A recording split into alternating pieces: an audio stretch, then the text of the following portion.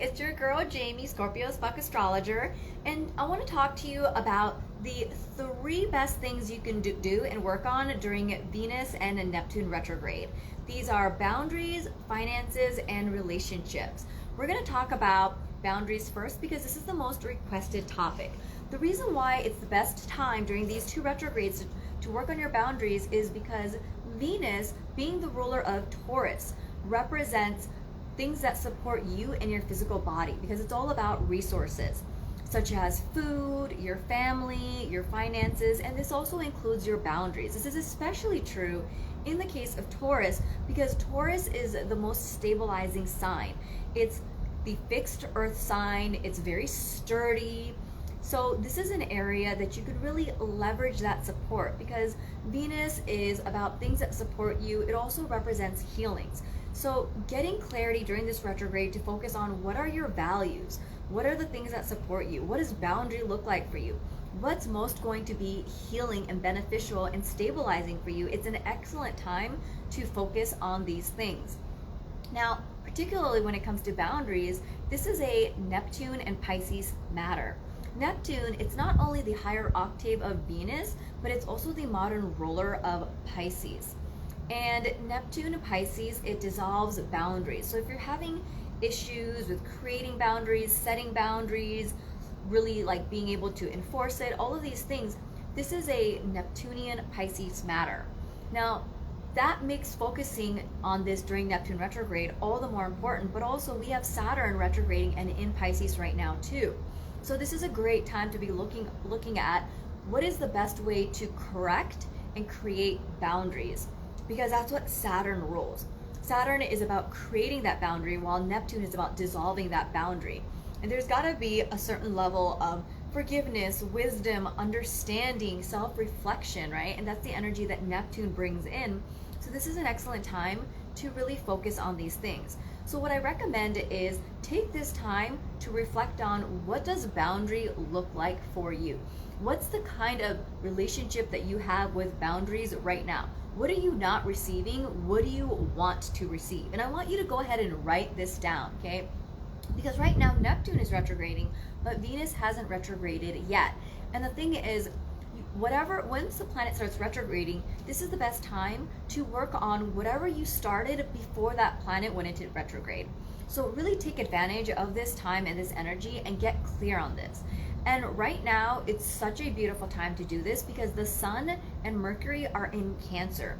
The Sun is about what gives you confidence, and this is where Venus is going to be retrograding. And Mercury is about your thoughts, your logic, your feelings, planning, your awareness, things of that nature. And so with both these, with the Sun and Mercury being in the sign that's about comfort, emotional and physical comfort, which is what Cancer is about, I want you to really take the time and be honest with yourself and ask yourself, what does boundary mean to you? What are you not getting out of boundaries that you want? And really write these things down, okay? But here's the thing, there's more than one way for information to come to you. For some people, this sort of information, it comes to you more easily through verbal and written content. The more you intellectualize it, and like make it more tangible with words, the easier it is for you to communicate and get clarity on that. For you, instead, it may actually be that you feel it emotionally or you feel it physically in your body. And sometimes these are things you can put into words, and sometimes that may be a little bit more difficult for you. And so if this is you and you're kind of struggling with how to articulate it, think about like what boundary feels like right now, like the kind of relationship and the experience you have with boundaries. How does it feel emotionally? Okay, how do you want to feel? What kind of relationship do you want to have with boundaries? I want you to feel into that, and I want you to see the contrast, okay?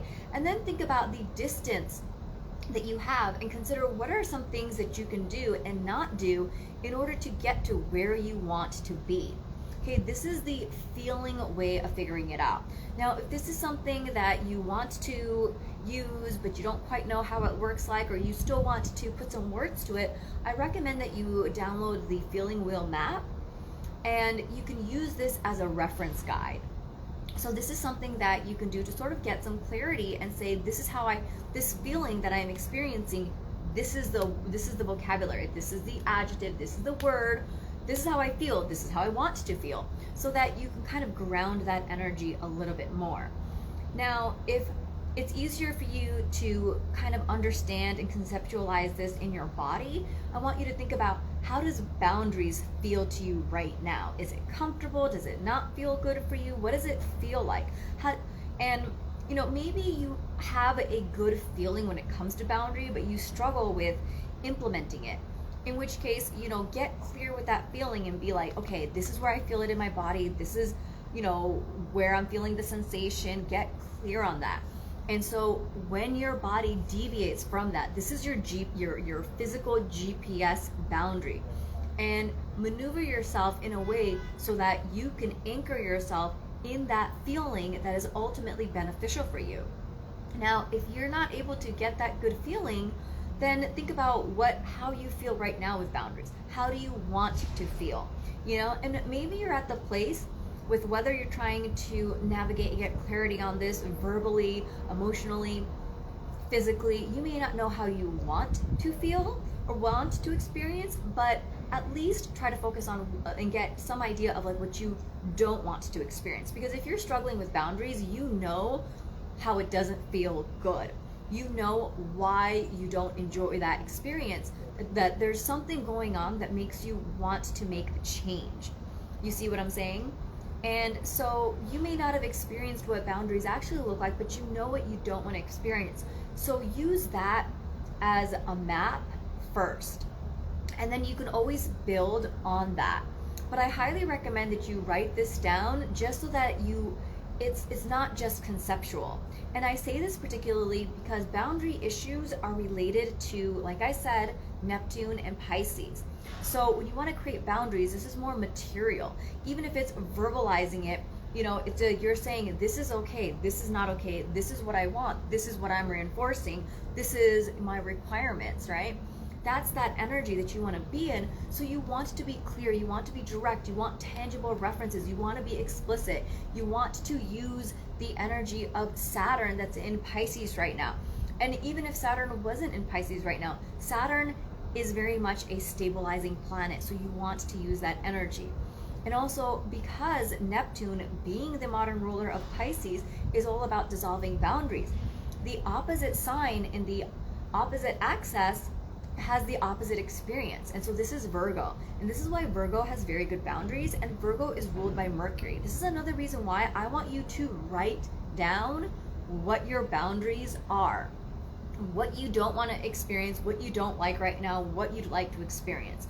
I want you to develop this duality, these divisive energy, because that's going to make it easier to sort of connect with the boundaries that you do want. Because otherwise, like, Neptune is about confusion and ambivalence and stuff, and so you don't want to be misled, especially with Neptune retrograding. If you happen to have Neptune natally that's challenged or in transit right now where you have some challenging aspects, then you may be more predisposed to being misled during this retrograde. So you want to have something stabilizing to ultimately support you. This is why I really recommend this. This is the best time to work on this. And you can do this in an environment where, if you want to do it near the beach, for example, because it's Cancer season. Pisces is Cancer, it's about the ocean and stuff. Maybe putting your feet into the water. This is something that's really great as well. Another thing that you can do is, because Saturn is retrograding in Pisces and will be in Pisces for a while, just in general, this one of the manifestations is that collectively our lymphatic system can get more clogged up. So something that medical astrologer Dr. Maria Johnson recommended is for all of us to soak our feet in Himalayan or Epsom salt water, and to do this every couple of days. I did a video collab with her on my YouTube channel where we talk about a lot of amazing things, including the top 3 detox products that she recommends, as well as the foods that we can have on a daily basis. And these are all very affordable, very accessible, very user-friendly recommendations. So if you haven't checked out that video, please go ahead and watch that. She also breaks down the 8 different components of the nervous system, the immune system, and where it is in our body. So it's deeply comprehensive and extremely educational and informative. But while you're doing a foot bath, you can have a journal or your laptop, and you can just start writing and typing and getting some clarity around, what does this feel like? What does this mean? Play some music in the background, because Venus rules music. Okay, maybe go to the park and sit on the grass by a tree. This is very Taurus energy. If you can go out into a garden. Another thing you can do is set your intentions, write it down. And I'm gonna be really honest, whenever people tell me this, I always feel like it's so cheesy. Plus, I just feel like it's been so oversimplified that I'm kind of like, eh. But it's a good energy it's a good way to use the energy of everything that's going on right now, which is to write things down and then put it underground, like bury it. Because Saturn is about the roots, getting to the bottom of things. Venus, ruling Taurus, is very much about that as well. And so you could write these things down, which is like balancing out that like Neptune, Pisces, dissolving energy with Mercury ruling Virgo. And so this is something that you can do, and you can set this intention as well. Now, you don't have to do this. Another thing you can do is to freeze it in water, because Saturn is also about like ice, and Neptune is about it's about water. So you can do this as well. It's really, and you don't even have to do any of these things. This is just like an extra intention setting that you can do if it resonates with you. But ultimately, what's important is to first get that clarity, okay? But it's more than just getting that clarity. You need to actually use the insights that you develop, okay? Which means that you need to get comfortable. Once you have the awareness, you need to integrate with it. And then you need to express it. This is not an easy step. Like, I'm not gonna give you these short, simple, quick like stuff. Like, I'm gonna give you things that are actually sustainable, things that are actually going to work. So, this isn't something that you're just gonna blink and it's going to happen, but it's ultimately so rewarding for you with Saturn and Neptune retrograding in Pisces. This is the best time to really be able to take advantage of this energy.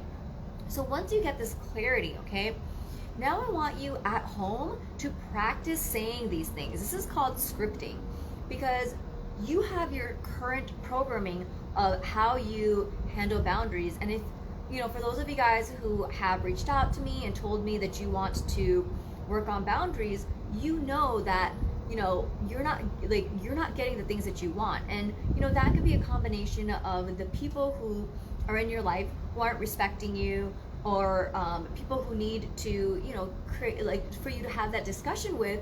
Maybe you need to let certain people go, or it's that you need to set boundaries. Maybe other people don't realize that they have breached your boundaries because you're making yourself overly available. It can be so many different possibilities. I don't know how many of you guys are going to be watching this video. I'm not sure what your story is, but ultimately, we all have a programming, a habit in the way that we navigate and maneuver ourselves in certain situations. In order for it to be different, you need to change that dialogue that you have with yourself, with others, your mindset, all of these different things, okay? So you have to start with yourself, because if you're not comfortable with having this discussion with yourself, you're not going to be able to do it with other people. And scripting is so important, because if you're not used to it, it's sort of like if you're on a diet and you're not used to saying that you're on a diet. If someone offers you a piece of cake, especially during Jupiter and Taurus season, you guys, you're just likely to be like, yeah, I'll totally get some. I don't need to go on a diet, but I've literally broken out so many times already during Jupiter and Taurus season because of the amount of sweets that I've eaten. Is it just me, you guys, or are other people just like super like into sugary things, which I'm usually not? But anyways, back to my point, if you don't practice that dialogue and retrain yourself to respond differently under specific circumstances, you're gonna just you're not gonna make change. So you need to practice this on your own time. And this is also something that's good because even before you start to say it, you need to learn, like with other people, you need to learn to feel comfortable with it. And that's going to be something that's going to be really difficult for you, because this isn't just something that, you should like you should have to say and feel like you're going to like vomit and feel really shitty, and then hopefully people will respect you. You also deserve to feel good while you're expressing these boundaries. And that's going to require your nervous system some time to regulate to that, because your nervous system is used to the way things have been operating. Any kind of change, even if it's beneficial, feels threatening to your nervous system, to your reptilian brain. So you need to start microdosing these habits little by little by little, especially when it comes to boundaries, because this is a Pisces and Neptune's domain. That this is the most sensitive sign.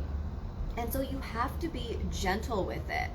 Okay, and it's Neptune that rules, I believe, the amygdala, which is like a really sensitive part of our brain. And so there's a lot of these different things. You need to kind of like ease yourself into it. So these are just different things, get into that practice. This is going to be really good for you to do. And then eventually, you're going to graduate, and then it's going to be time for you to engage with other people, let people know what your boundaries are, what that looks like. And I would recommend starting with one-on-one. Now, this really is a very generalized recommendation because everyone's chart, every circumstance is different. The reasoning that I'm giving for doing this one-on-one is because Venus, representing boundaries, can represent boundaries as a resource through Taurus, but Venus also rules Libra, and Libra is about one-on-one partnerships. So having a one-on-one conversation, particularly with someone who is very chatty and intelligent, but also like very kind and digestible, and not necessarily someone who's like really like aggressive or defensive, this can be a really good person to practice speaking with. Now, this isn't going to work for everyone. For some people, depending on your placement, it may be better to talk about it in a large group energy.